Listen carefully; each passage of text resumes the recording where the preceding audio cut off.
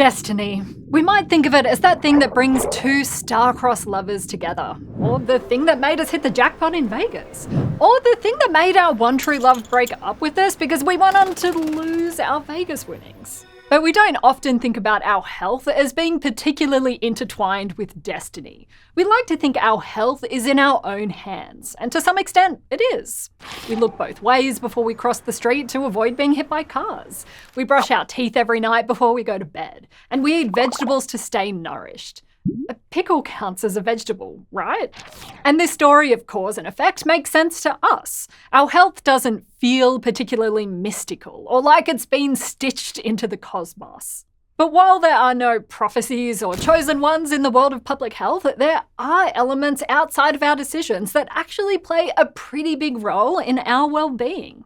From the DNA in our cells to the air quality right outside our homes, there are countless factors that influence our health every day, all the time. But thankfully, public health experts are working behind the scenes to intervene with fate and give us all the best possible chance for living a healthy life. Hi, I'm Vanessa Hill, and this is Crash Course Public Health.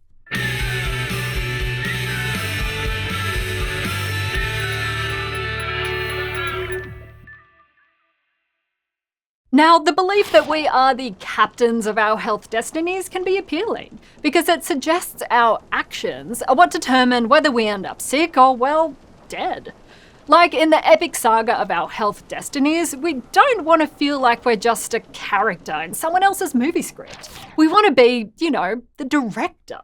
When public health workers think about the ways that our actions factor into our health, they're applying a behavioural approach to health.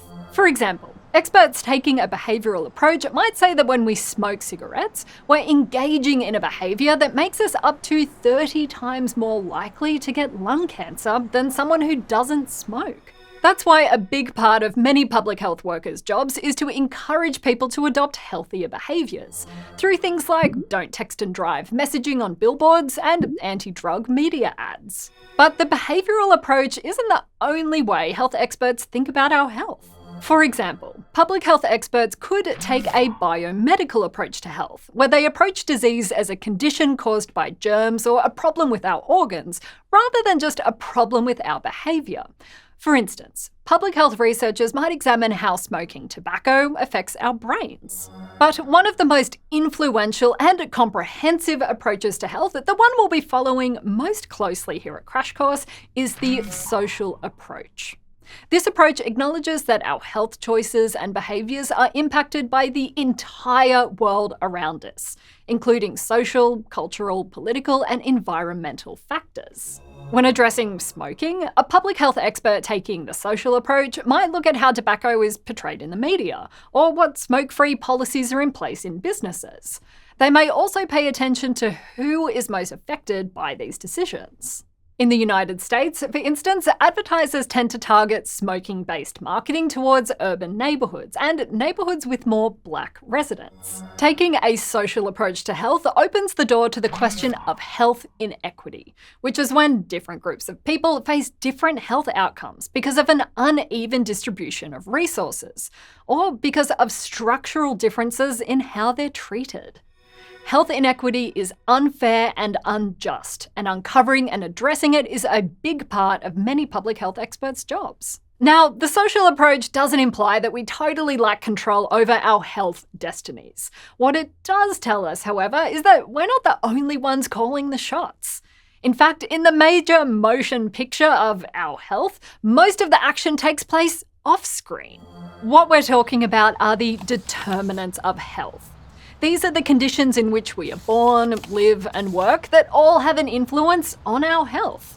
They span everything from our education level to our income level to even our zip code and our genetic code. While there are many ways to frame the determinants of health, in Crash Course Public Health, it will place them into three main buckets. There are the environmental determinants, which consider how environmental factors like our water supply, exposure to pollution, and climate change factor into our health.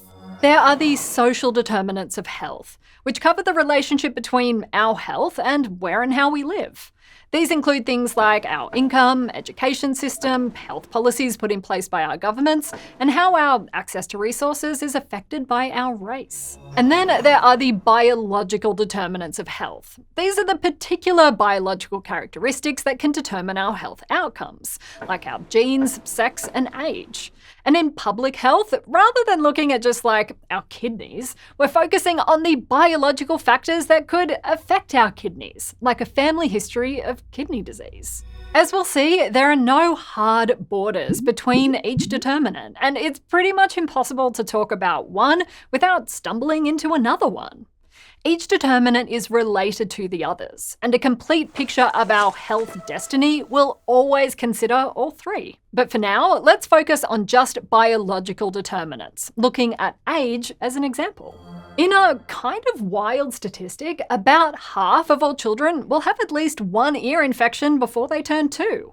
And while it's easy to chalk this up to kids just acting in profoundly germy ways, it turns out these ear infections are at least partially determined by kids' biologies. For one, children have shorter and more horizontal eustachian tubes, which are these kind of neat and super necessary tubes that help drain fluid from our ears to the back of our throat. But it turns out the particular shape of these tubes in children means that fluid is more likely to get trapped in the ear, which makes it the perfect destination for bacteria to do some serious growing. So just being a young kid actually turns out to be a major biological determinant of being prone to ear infections. Now, while our age isn't really under our control, it still changes over time, which affects the kinds of factors that influence our health too. A lot of biological determinants are like this. While they can seem permanent, they can actually change due to time, our behaviour, or our environment. Let's go to the thought bubble for more. Let's say there are two identical twin brothers, Gus and Jack, who want to set out and open an organic guacamole business together.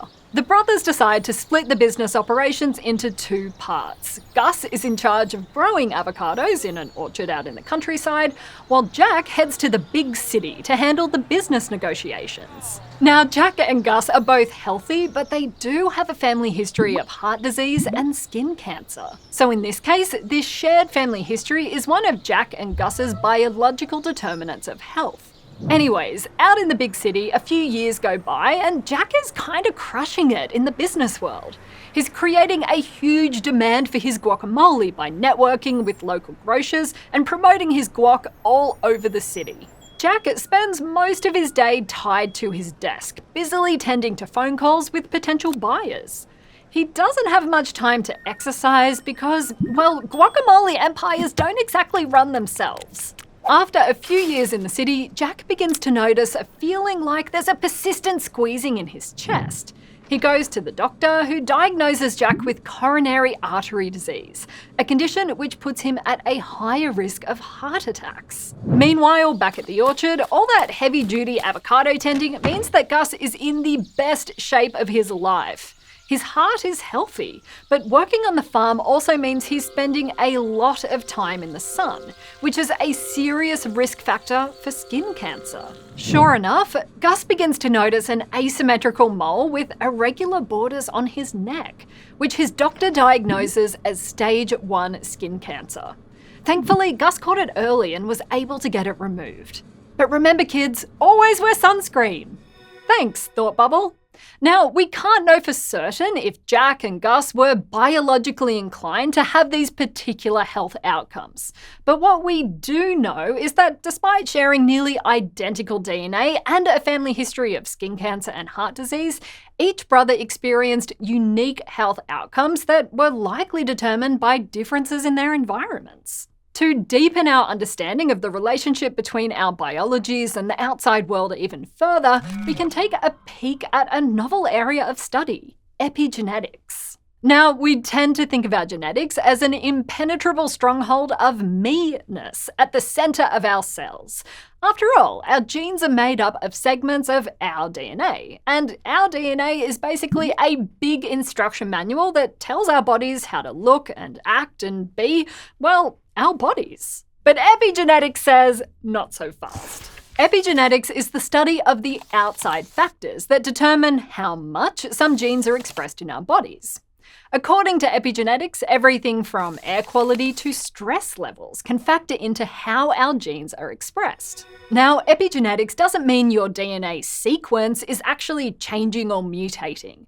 What's changing is your body's interpretation of your DNA. You can imagine epigenetics as a sort of chemical light switch inside your cells, which your environment and behaviours can brighten or dim, or even turn off completely.